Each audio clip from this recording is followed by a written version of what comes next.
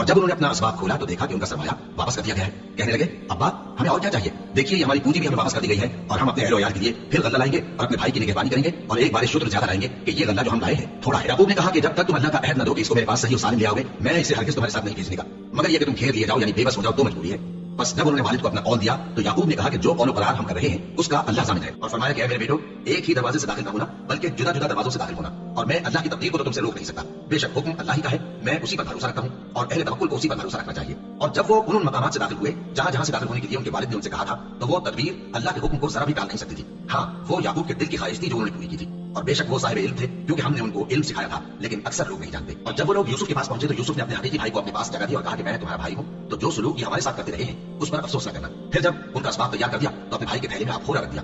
फिर जब वो आबादी से बाहर निकल गए तो एक पुकारने वाले ने आवाज दी कि काफिले वालों, तुम तो चोर हो। वो उनकी तरफ मुतवज्जे होकर कहने लगे कि तुम्हारी क्या चीज खोई गई है। वो बोले कि बादशाह का कटोरा खोया गया है और जो शख्स उसको लेके आए उसके लिए एक बार शुद्र इनाम, और मैं इसका जामिन हूँ। वो कहने लगे कि अल्लाह की कसम, तुमको मालूम है कि हम इस मुल्क में इसलिए नहीं आए कि खराबी करें और नाम चोरी किया करते हैं। वो बोले कि अगर तुम झूठे निकले यानी चोरी साबित हुई तो उसकी सजा क्या।